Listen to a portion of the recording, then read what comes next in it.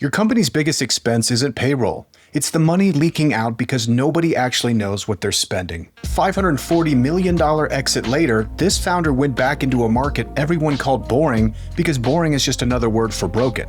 Say it like this: every single person in your company is already doing procurement.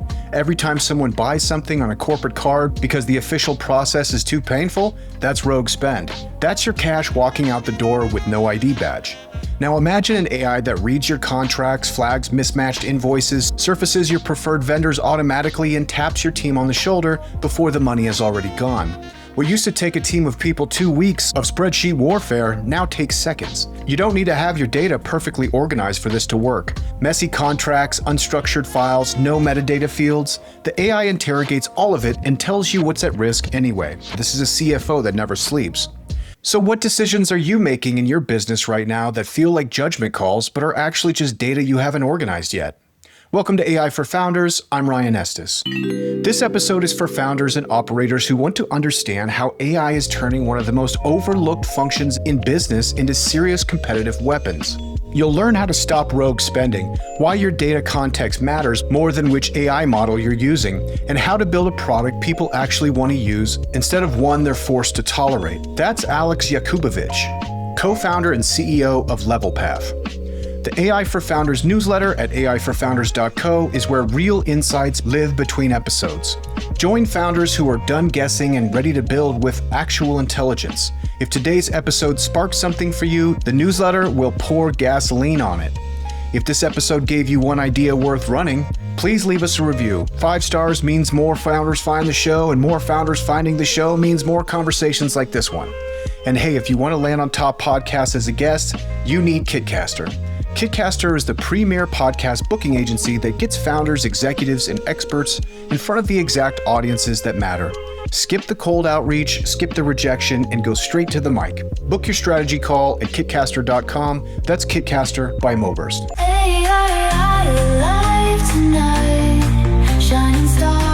All right, Alex, welcome to the show. Thank you so much for joining me. Thanks for having me. Yes, I'm very excited to talk to you about procurement because it's something I know very little about. So please address me like I'm in kindergarten. That'll be helpful for me. I bet you know more from. I bet you know more than you think.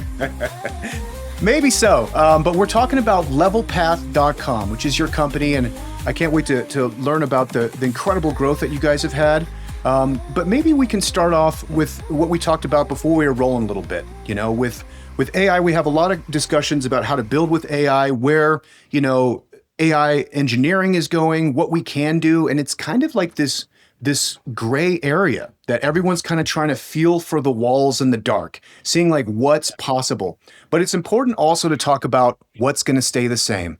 So let me just tee you up with that to say, like, nobody really knows where we're going, but some things are going to stay the same. Maybe you can take it off right from there. Yeah. Well, I mean, I think if you look at LinkedIn or really any article, that it's like full of change, and that is absolutely valid.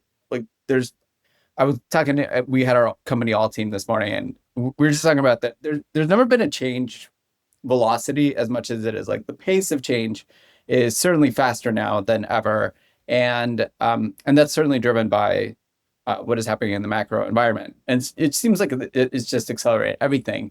And so one of the things that we talked about at our company is just like, what are things that you can anchor on when everything else seems to be just like absolutely changing and assumptions changing, everything like that? Like what isn't changing? And so, we have values here. We only have 4 values here.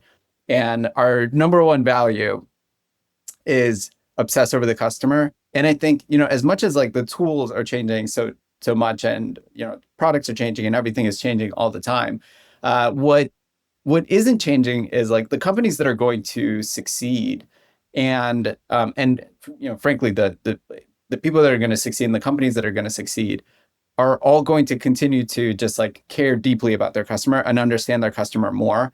It's just like with the tools that we have, the like competitiveness of how much we can help our customers is that much more. Like the expectation of how much we could do is so much higher. And so I think that's like when people get a little overwhelmed, it's like, well, what is the systems thinking that we could put in place to make our customer experience like that much better and that much better and that much better? We're going to be in a great shape. I love that. It's really important. It reminds me of, when I was making records, Yeah. and it was like Pro Tools came out and it was like, Yeah. oh my gosh, we can like literally do anything. Yeah. And there was almost a paralysis by like going down these rabbit holes of like, hey, maybe we can make this sound like a wormhole or whatever, as Yeah. opposed to focusing on like, what song would I make if I had two sticks in the woods? Yeah. Because that's what my audience would probably prefer. So if you're obsessing over the customer, how do you kind of like resist the temptation of just experimenting ad nauseum to see, what can we do as opposed to what does the customer want? Great question. Great question. And I actually think that the answer is the opposite. I think experimenting is the key. It used to be that experiments were really expensive to do, and there would be like a lot of side quests, and focus was really something that was super valuable. I actually think right now experiments are so much cheaper. They're almost free, and so if anything, I think like learning is the velocity of learning is one of those areas that we need to actually lean into more. And so, anyway, I think that that's actually really, really important. The question there though, because you have so much choice of what you could do, is, well, how do you decide what experiments to keep, what experiments to do, what experiments, and the answer to that goes back to the question of the customer.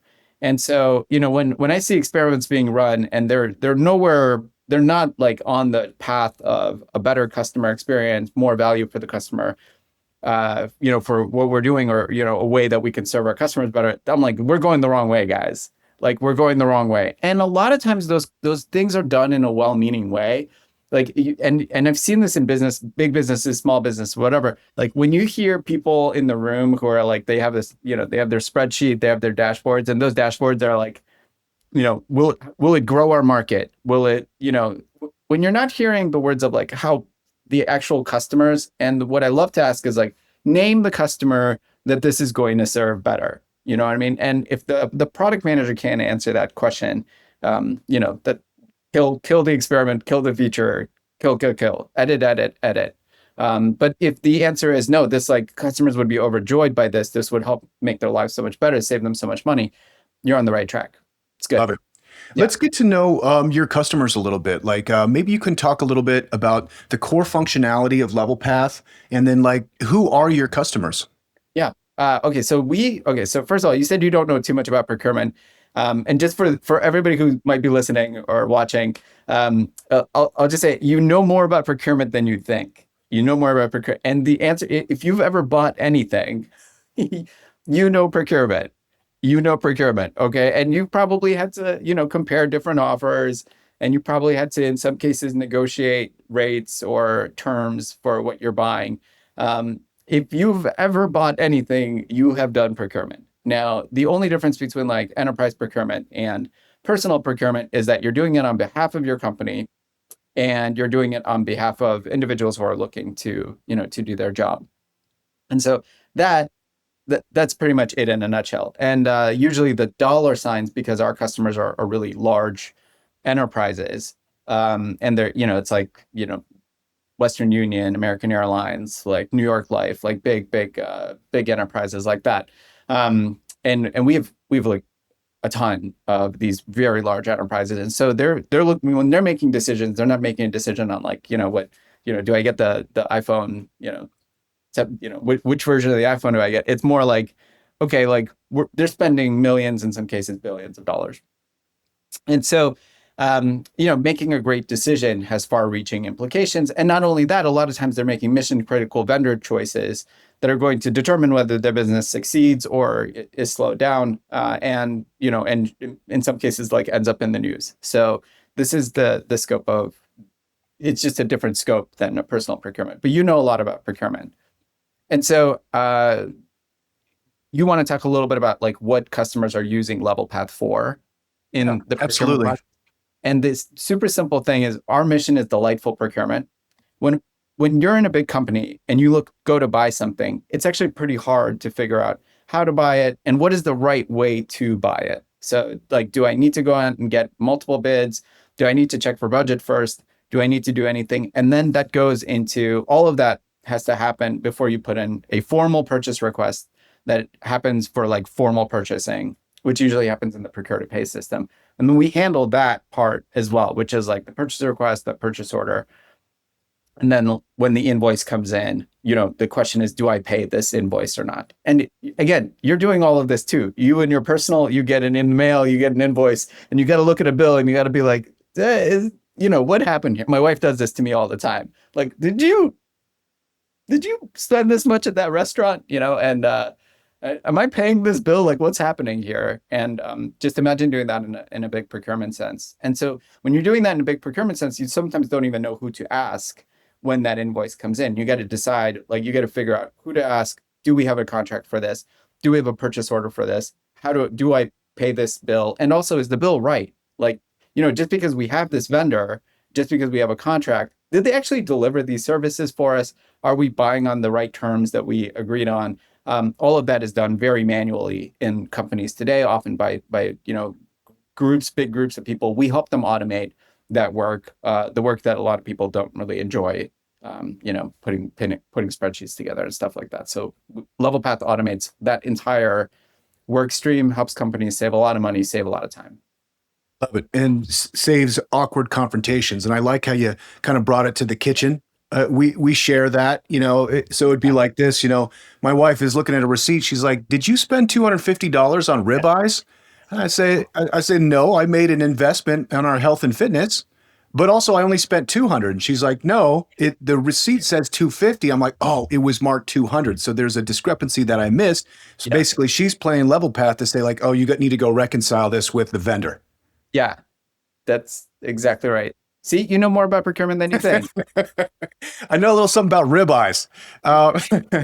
Amazing. And, what a complicated time, without getting political at all, the last couple of years, we've had an influx of a lot in terms of supply chain and procurement. If you're thinking, you go all the way back to COVID, which was a disaster and a mess, but now you have different tariffs that seem to change on a daily basis. Now you have, oil prices that are kind of going up all over the world and countries. So how is Levelpath kind of like taking into consideration some of these variables when people are considering orders and timing? So we love this. It's because procurement used to be so I've been in procurement for a long time. My co-founder Stan and I, we started a company called Scout RFP, and this was like 2014, and it grew. And so we've been doing procurement tech for a long time.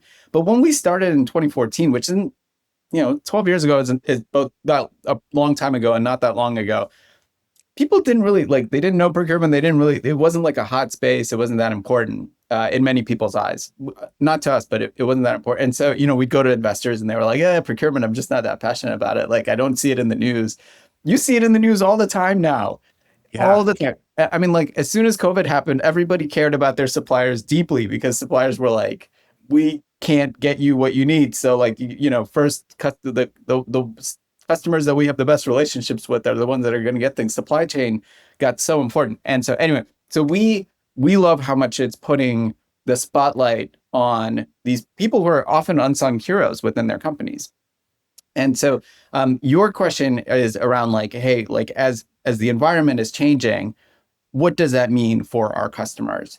And the answer is, because the spotlight is now on them, they have to be way faster at reacting. And so the days of, hey, this is happening, let me go and spend 2 weeks of just pulling together the data so that we could react slowly to this thing, those are gone. Those are long gone, thankfully. And so, but a lot of companies are still grappling with their data being all over the place. And so the big thing that Levelpath does is we help them. The premise of Levelpath is, in the past, procurement systems used to be all over the place. You'd have a different platform for everything. You'd be spending money to doing these things. Some things were integrated, some things weren't integrated. And our whole perspective is one platform, we could do all of this for you, and it'll do everything super fast. Things that used to take weeks now take, in some cases, hours or even seconds, that fast. Okay. And so our customers are looking to react way faster to these events that are showing up in the news. Like you said, they're using Levelpath to have all of their data at their fingertips, be able to give that data to the business with the recommendation for what to do to when these things happen, and and they don't need all of the data in a structured way, which was like the thing that was happened before. So what happened before is like if tariffs hit and you didn't have like a tariff metadata field in your contract library, you just didn't know whether it was going to have an impact on what contracts. Levelpath, as long as we have your contracts, we will be able to tell you what happened, even if you don't have that metadata field. We'll interrogate all of your contract metadata fields and tell you about it. We'll do that across our entire like data set for suppliers. We'll give your suppliers on a page and let you react to like world events immediately, even in the events that you didn't like prepare for before. This episode is brought to you by a dangerous idea. It's called reading, specifically the AI for Founders newsletter. 47,000 founders strong now, and it's the good stuff. No top 10 AI tools that will change your life written by someone who doesn't ship product. It's just real breakdowns of what's actually working in AI. Who's raised, who failed, who pivoted, and which founders quietly built $1 million in ARR while everyone else was arguing on X. It's written for people building with AI. Every week you get tactical frameworks, unfair advantages, breakdowns of real companies, and the occasional existential question about whether your startup is intelligent or just well-branded. It's free, it's sharp, it might mildly offend your current workflow. Go to aiforfounders.co and subscribe before your competitor does. Because the only thing worse than being replaced by AI is being replaced by a founder who reads. That's the newsletter at aiforfounders.co. Now back to the show. Incredible and absolutely crucial. I mean, what were people doing beforehand? They got Post-it notes and in addressers somewhere between departments. Usually spreadsheets, but yeah. Yeah. You gotta call Fred in San Diego and make, hey, Fred, what were we spending on shoelaces again? That still happens.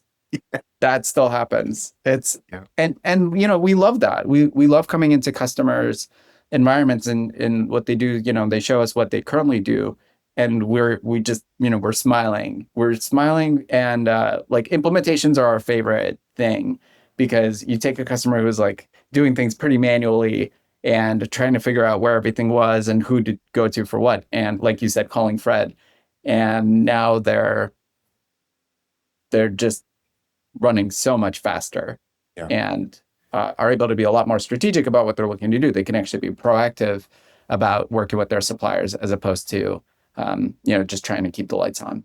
Yeah. And again, there's so much more math that you need to do now. For example, now there's a big push towards reshoring, and there's certain tax incentives. So being able to have all your data in one place, you can say, okay, what is the expense truly of like if we reshored manufacturing here and set up shop versus how we're deploying now? Having a centralized place is just priority number one, so you can even do the math in the first place. That's right. Yeah. Right. Incredible. You said you've got 4 values. The first one is obsess over the customer. What's another one? Yeah.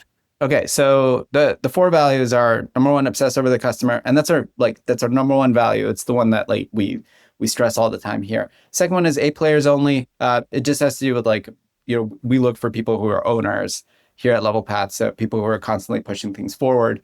And so the third one is elevate our employees. We genuinely care about the people who are working here and want them to look back on their career and say, I grew more at Levelpath than I did anywhere else. A lot of the people at Levelpath are people that we worked with at our last company, Scout or Workday. And those are 2 companies that care deeply about the employees. And the reason that they're here at Levelpath working with us again, for those of us that worked with us before, is because they saw their career grow so much, and they felt themselves grow a lot, which sometimes comes with pain. Almost always, right? Like growth comes with pain, but the people here really want to grow, and as they grow, we like to pay them more. So that's elevate our employees. And then the last one is earn the trust of others.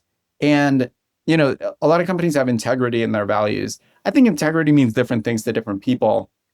Not that there's a problem with that value in itself, but I think it's hard when you look at somebody and say does that person have integrity or not? I think a lot of times there's that's a harder question to answer. Depends on who you're asking. But earn the trust of others, when you talk to somebody, whether you trust them or not. And so that one is pretty clear. And it's also you earn that trust every day, with our customers, with our employees, and with our investors, we work really hard to make sure we're earning that trust every single day. So those are the four values, and they don't change. I love that. The values too, it's like really kind of infused with care is kind of the thread that runs through all of them, and a very high expectation. Yeah, Yeah. that's right. Yeah. Cool. And it's they're designed to just clarify for everyone in the business what we do here. 100%.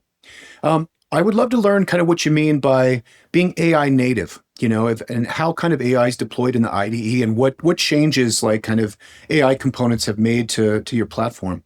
Yeah. Well, so I would say there's kind of like two things. The first part of being AI native is, how do you operate as a company?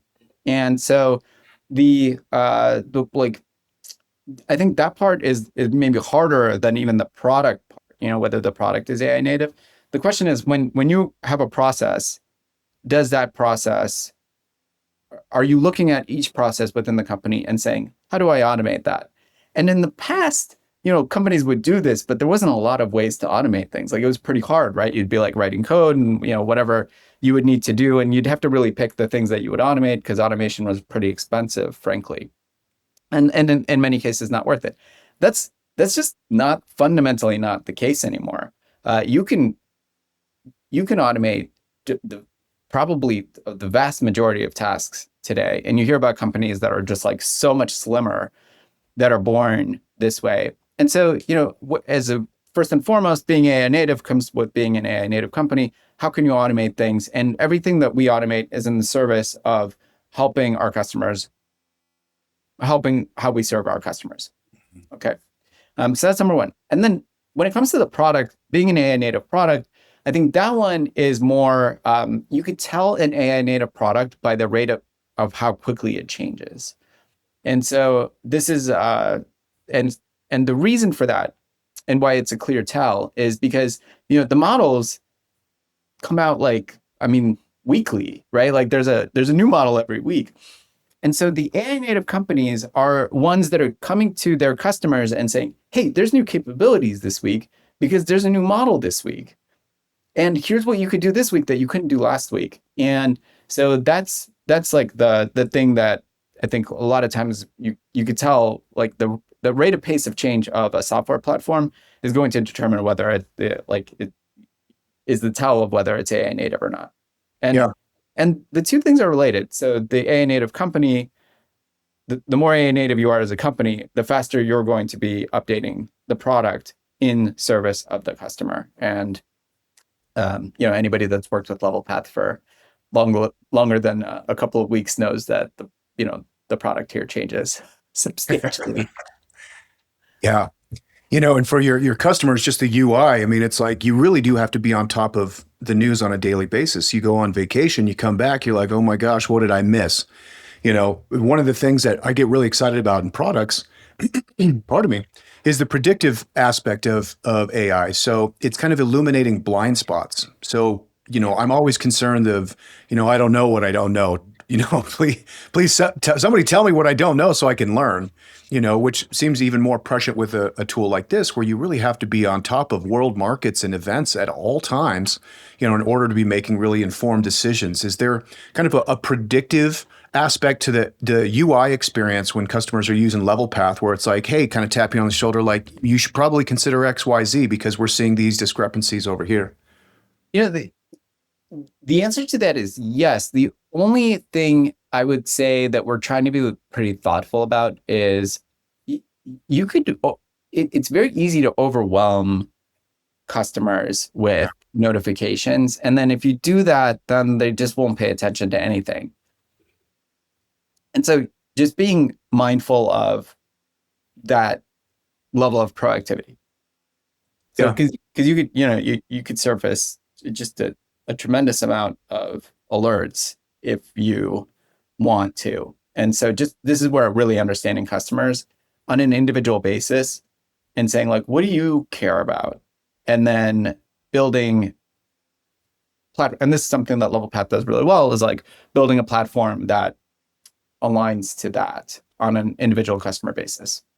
Yeah, I'd love to learn kind of like how you think about this, because especially now, like you're saying, it's moving so fast, it's Yeah. wild. And like if you're on the front lines, it can be overwhelming and kind of scary, but the people that are attracted to that are probably like moths to a flame in some aspect. But but just the capabilities we have now that are growing exponentially is like the reasoning function, the predictive function, the learning function. So the longer that AI is with your company and with your procurement, the more it knows about you, the more it knows about your habits and patterns, the more it can further recommend. But again, to your point, this can be overwhelming and frankly kind of scary, to folks that aren't like maybe accustomed to like the rate of change right now. So how do you kind of take the feature stack of what's possible and kind of, I don't know, spoon feed it to customers? Being honest, Ryan, we could probably do a better job of the spoon feeding part. I think uh, and and the reason for that is just our customers do more self-select into like they want to push things forward. But we do have some very large enterprises, and so the question is like, how do you bring people more on that journey a little bit more gently than just like we're all jumping here. Um, the I'll tell you our approach to it. Although what I won't say that I'll tell you what works for us, and then I'll say I've seen different companies do it differently. So the two approaches that you could take, one is just to like slow things down to the lowest common denominator, right? Like try to make as few changes as possible until customers are aligned with it, and then you kind of like move them forward that way. And we definitely have customers that would prefer that kind of motion of like, hey, don't change anything until until a lot of things have until we've all agreed as an organization and change that. And then the other option is to kind of like make the UI more flexible and to allow customers to control the context that goes in to that UI. And that is our approach. The only thing I will say about that is like you it what we do from a customer support perspective is that we work with each customer hand in hand to try to be like, look, here's what's coming, here's what you're going to experience, and here's how you can control the context that is going into the new AI improvements so that you experience it the way that you want to experience it. That you see this a lot with like most of the like AI tools like Claude. You're able to control a lot of the context that you have in there. So what you find and what we really try to explain to our customers and educate them on is the more context that you have in there and the better you are at managing that context, the better the platform will work for you. Yeah. What are maybe some complaints folks have had about the platform that led to the most significant changes in kind of the dashboards and things? Yeah, great question. I mean, the risk of obsessing over our customers, that any customer that like, or any company that genuinely cares about, obsessing over the customers, is that we are constantly bombarded with customer feedback, feedback all the time across all of our customers, and and these are again like really large customers, and generally we're listening to their feedback and we're like, that sounds right. Like that's really great feedback. And so the the biggest change that I think that like I would say we made from when we started to now is the amount of flexibility that we're building into Levelpath for our customers to be able to like genuinely make the system their own. So in the beginning, it was it was more prescriptive. There was a more we were like, this is how level path works, and we hope you like it. And over time we've just built in a tremendous amount of flexibility for our customers on setting it up. And so what we've done as a result is just more like come with a template and a perspective, but then flexibility for our customers to have their all their policies, all their procedures, all their workflows, all their integrations reflect it their way. And Yeah. so, I love that because customers want to feel like you're giving them a consultative approach, but I hate saying no to customers. And so, and our customers know that. Like we as a company, we're insecure overachievers. Like we love to say yes to our customers, and so I think that that's really helped push us to be a much more nimble platform that has is why we can serve like automotive, airline, insurance, banking. Like we could healthcare, biogen. Like we can biopharmaceuticals. Like we can really serve a ton of different types of customers. Love it.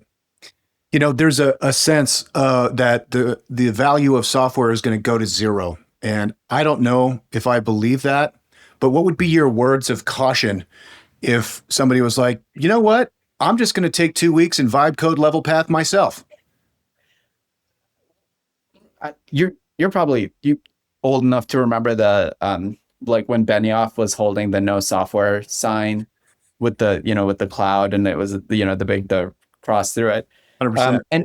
And that was the when things were transitioning from on-prem software to cloud software. But the sign was like no software, like software is dead. And I kind of see the same thing happening now where people are like, the SaaS is dead. And I think there's truth to that story. It's kind of like every company should be asking the question of, hey, like, what is the value of this product? What is the value of this contract? And maybe this is the procurement person in me. But like I think everybody should look at their contract that's coming up with whatever software provider and say, do we how hard would this be to build ourselves now? And you could, and I think in many, many cases, the answer is going to be either A, we actually don't need it anymore because, OpenAI, Claude, Google, like connected to a, they're quite integrated to these different tools. Like, do you still need certain applications that you bought? Probably no. So that's number one is like, do you even need this thing anymore? Number two is even if you needed the thing, do you still need as many seats if people can just access it from a AI native interface? I would say the answer to that question is no too. And then the third question is like, can we build it ourselves? Which is a question that you were asking. I think that's a really important question. A lot of things I think IT departments are going to be able to just build themselves. And so I think the other kind of like underlying question that you're asking is like, okay, well, can you build something like a Levelpath and can you vibe code that? And as a company that takes enterprise software to production on a week in, week out basis, I think customers should absolutely ask that, and we should be building software that is continuously providing way more value than somebody could knock out with a team of like a giant team of agents and like 3 people in IT that could put that stuff into production. Like our goal is to be much better than that, and that's the value, right? Yeah. Where I really see kind of like the next 3 to 6 months going is kind of a marketplace of agents where people do spin off like very specific agent with skills that they're like, you know what, this is working really well for me. We could put this into a marketplace and see if someone would want that. Does that seem like a place of growth for Levelpath? Because you're going to have a whole spectrum of companies, right? Enterprise notoriously moves slowly. Startups move quickly. So startups might be pushing the border of like what they can do. And they're like, hey, actually, we want to spin up these very specific use cases. So in working with them, you create very specialized agents that then can go to basically a bullpen where other customers could be like, actually, I do want that. And then that's coming into their software stack. I think that'll work really well in smaller environments and personal use cases. So like personal productivity and things like that. I think where we'll run into challenges with that is with enterprise controls. And so in an enterprise, you can't just like let agents loose that will potentially like make decisions on behalf of an enterprise that are not managed centrally by administrators. And so I think um, I definitely think, we'll see a proliferation of agents out there. I think like the thing that enterprises have to figure out is, as they're deploying these agents, how do we track how well what they're doing, and B, how well they're doing it across the board. And I think that's the like big opportunity for companies like ours, is to help companies set the guardrails for that. Love it. Let's go Yeah. back to the inception, because this Levelpath is, it's a pretty new company. Yeah. And as you mentioned, it was born on the heels of the Scout acquisition, which was $540 million, which is an unbelievable exit. I mean, you're in San Francisco, so I know how you guys are play. But why go to another project? What was it about this problem? I mean, obviously you really understood the domain very well and you saw the opportunity there. But after an exit like that, why not boat drinks? We tried. Stan and I tried boat drinks for a weekend. We couldn't do it. We got You, bored. you said a weekend, one weekend? No, I mean, we actually. So I'll tell you what happened. We got acquired by Workday, which is a wonderful company, like just an incredible company, incredible people, great leadership. And so we got acquired by Workday, and then we went and we took roles and we worked at Workday for the next few years, and it was a great journey. We met great people. We learned just a tremendous amount, and we really got to learn about that. But then you see the world changing rapidly. And the bigger thing that for us that we just kept going through is the thing that was lacking. And the thing that was lacking is like, people did not love working with procurement. Like, it was not a delightful experience. And our mission, like when we started, we were like, what are we doing in the world? Like, what would make us better? And we have this whole like mission of delightful procurement. We are like, let's make it delightful. Let's not just like make it faster or help companies save money or whatever. We want them to like love working with procurement. We want them to feel like procurement is adding a lot of value and making the process faster and making it better. And so like we have this idea of delightful procurement. We even have these like delightful procurement buttons, that we ship to our customers. And that's the experience that we want as people are working with our customers, which is procurement. We want it to feel like super easy, super fast, and super straightforward, super clear. So anyway, so we were looking at like, how do we make a blank page, and how do we start with the blank page and think about the whole process end to end from scratch and make it just like really seamless throughout. And that's the premise behind Levelpath. We're on that journey. I still think there's a lot of, well, I don't just think, there's still a lot of room for companies to go and make procurement delightful and help like really revolutionize how that's done within enterprises. The customers that have bought Levelpath all are on this journey of like, how do we streamline our operations and make us go so much faster and automate things.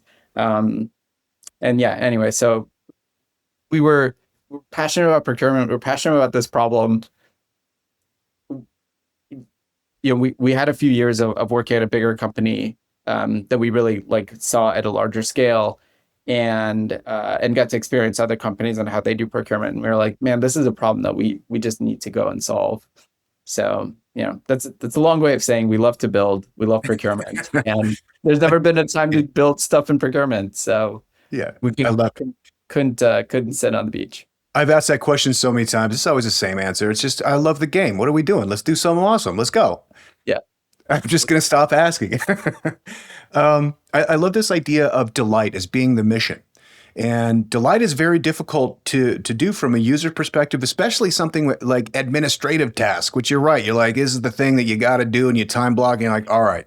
Now, and I'm curious about this largely because programming and design used to be a big charger for me. Like I'd spend a day doing that, and I would be amped up with a bunch of ideas.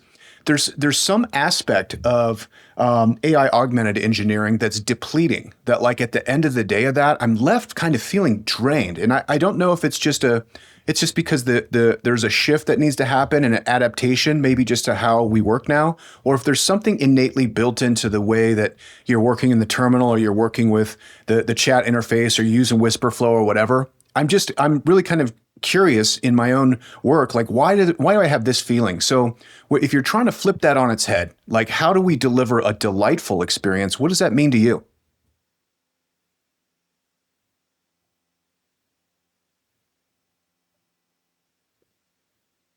Been reading a lot about like hospitality, and you think about going into restaurants or hotels,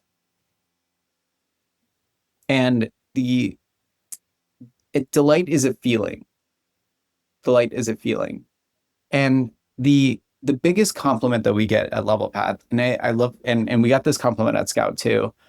And what we really strive for from a product perspective is this sentiment. Okay, our customers tell us, we hear this like all the time, and it's just like the greatest compliment somebody could give. They were like, "Listen, if I was a product person, this is the product that I would build." Like it's like you took the thing that was in my head and you made it real.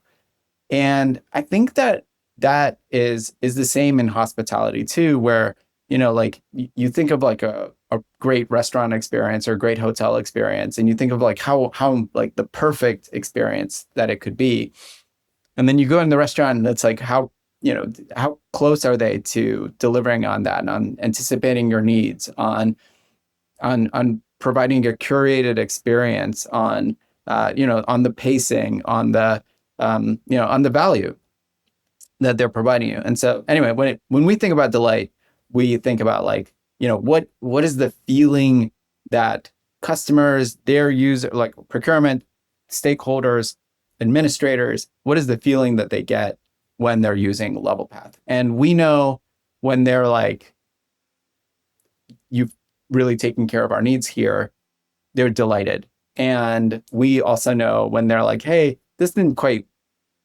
work the way I expected it to, whether it was the way it was built or not, we're not on the right path there for that particular customer. And so we, for us, it's like, how do we build a company that is built to deliver those delightful experiences all throughout our application? And I'll tell you, Ryan, the great thing about that is that if that's your North Star, your job is never done, because customers will always come back and they'll be like, that was great. I love what you delivered there. But can you also do this? And can you also do that? And I love that. I love that about like our mission is never done. Like we're never going to be at a point where customers are going to be like, that was perfect. There's no other jobs that you could do for us that would help us, move to the next level. And I think if that's your North Star, and it's not like, sell the company or make a lot of money or go public or whatever, you'll never be done with your work. Yeah. It's cool. Yeah.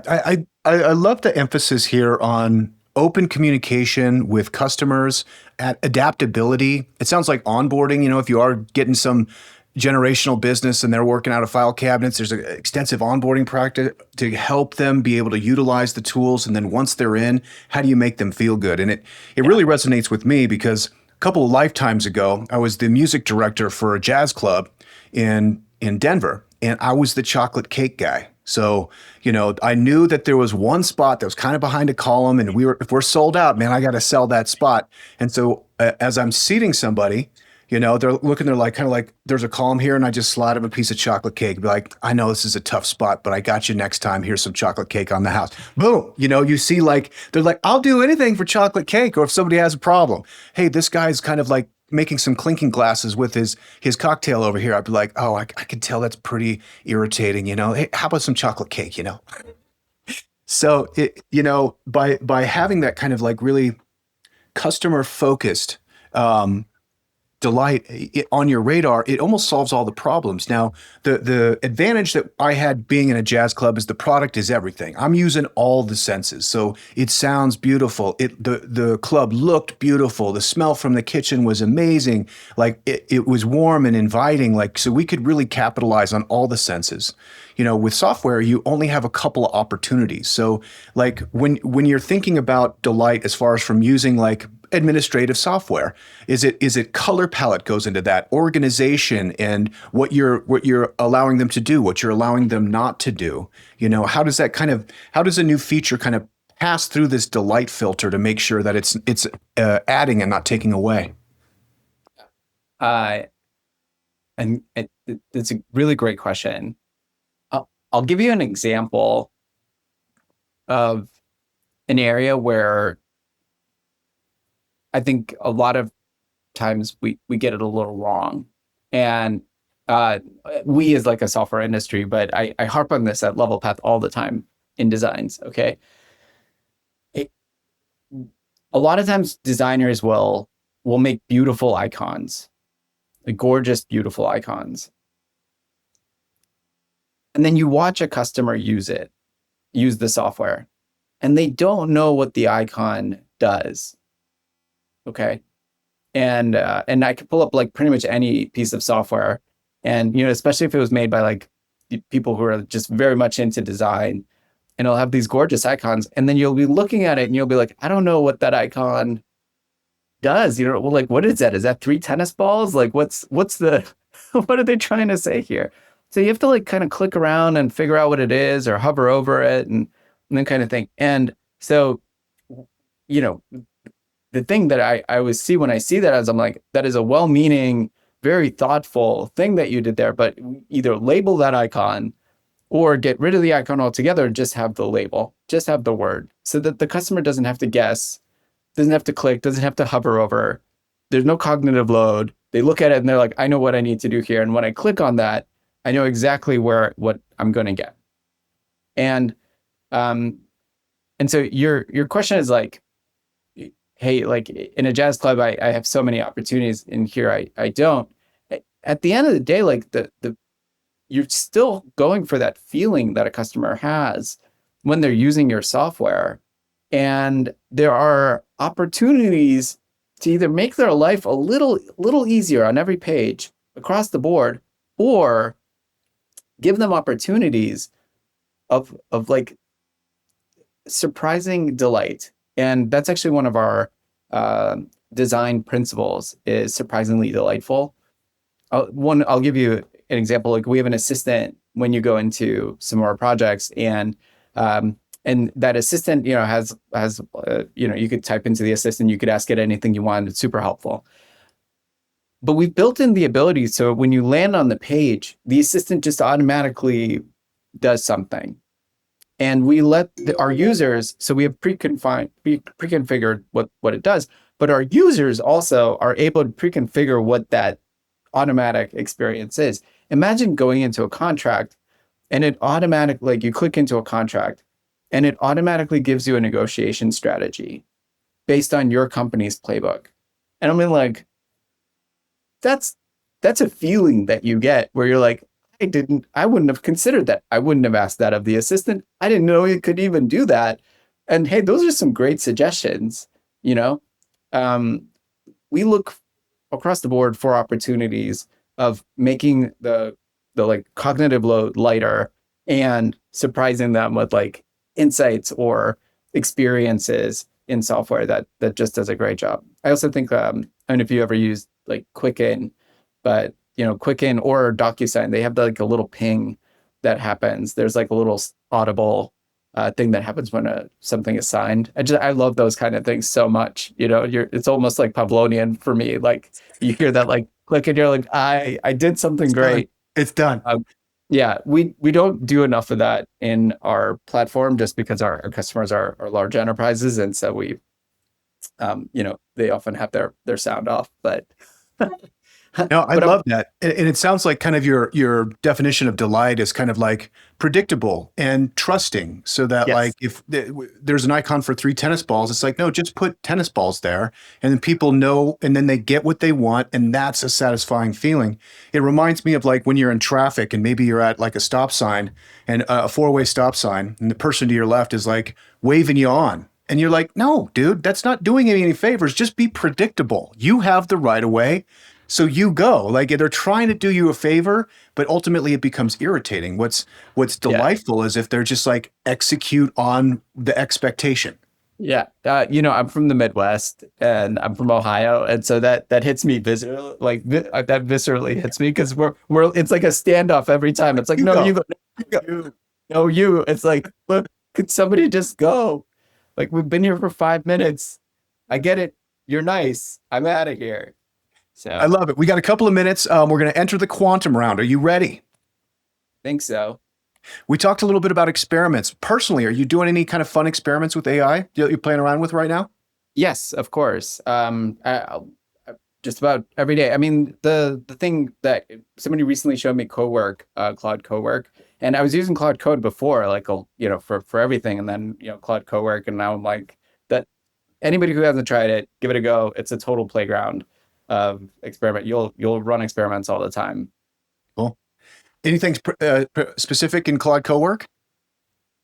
So one of the things that I like, people ask me to send notes to customers all the time. And they could be anything from like, this customer is having a baby, like send them a congratulations, to, hey, like, this customer like had an accident and they're in the hospital. Can you send them like a quick note and whatever, like a personal note?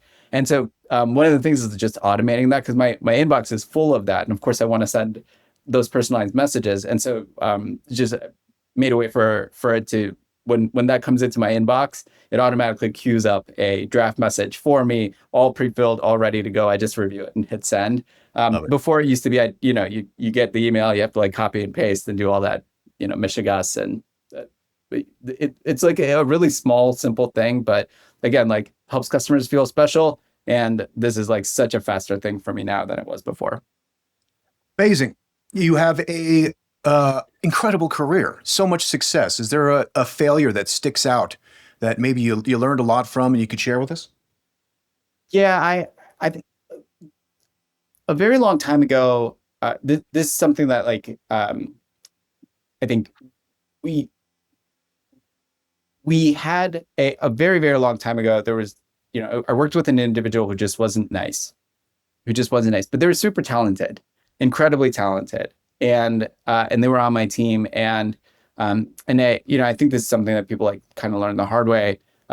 If you have somebody on the team who just like makes everybody else's life miserable, even if they're the best performer in the world, you can't have that person on the team, and so you gotta like coach them to be a good team player. Otherwise, the team is more important than any one individual. And so I held on to that person for like way too long because I was like, there's no, they're so important.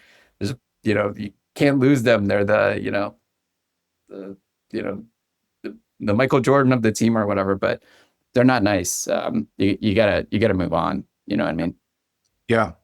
Yeah. I mean, Michael Jordan wasn't very nice, but he got 6 rings. So I, I think the question there is, it's less about like nice. The thing with Jordan is that he pushed everybody on the team to be better, and he wanted to win. And so yes, he was hard on people, but like it was out of the spirit of winning. You hear Michael Jordan, like the people talk about working with Michael Jordan, like playing with him in off hours and things like that.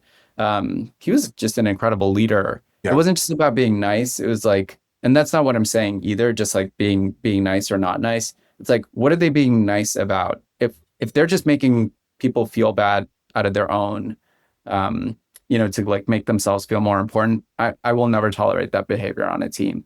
Yeah.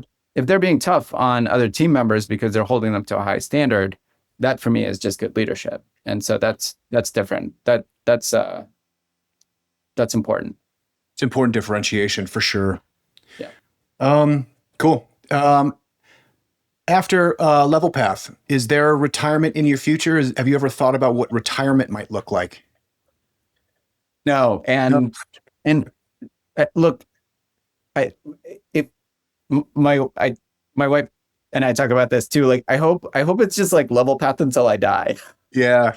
I know that sounds morbid, but like, I don't think it gets any better than this. And my co-founder Stan and I talk about this too. Like, we could retire now if we wanted to. Like, we're not doing this for like, to go on a beach, and like that doesn't even sound good anymore. We're doing this because we love the people that we do this for. We love the people that we do this with, and we love to build the product. Like, the product is so cool.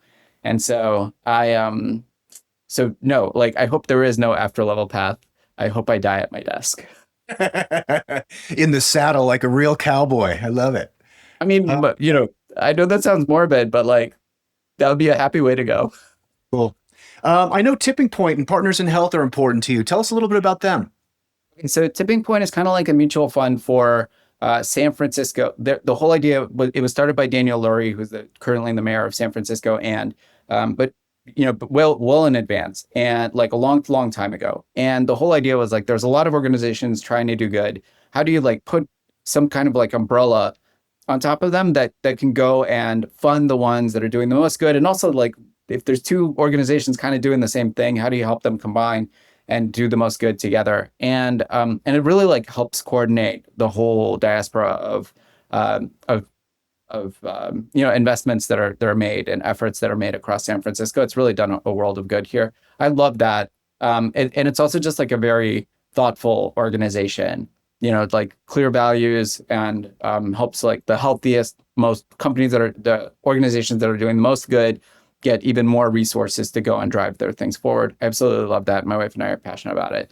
And then the second thing is Partners in Health. If you've never read it, Mountains Beyond Mountains. It's about Paul Farmer.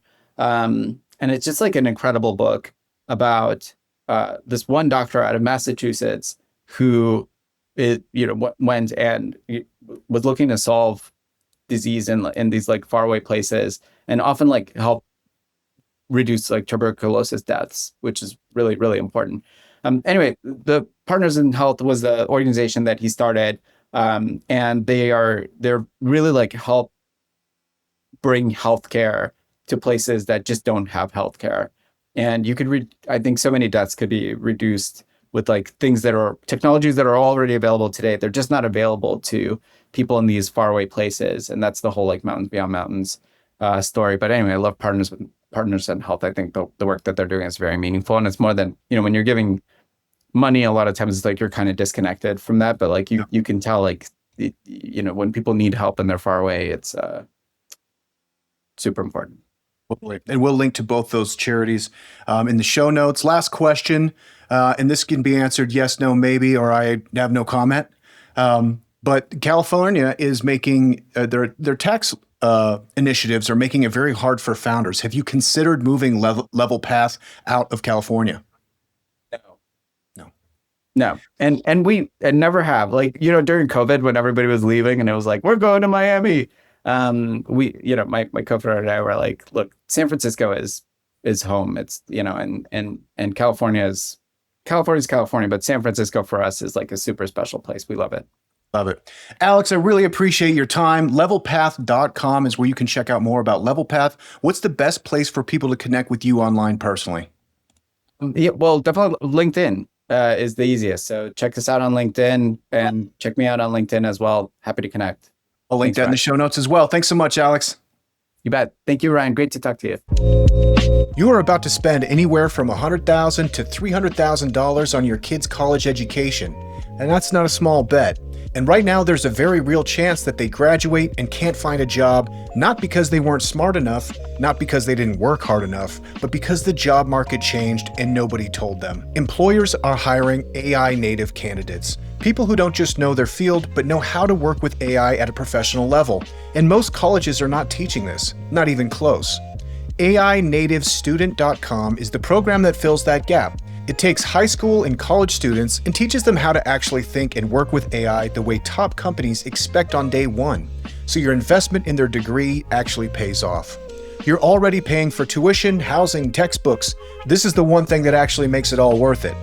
Go to AInativestudent.com because a diploma is a starting point. Being AI native is what gets them hired. That's AInativestudent.com.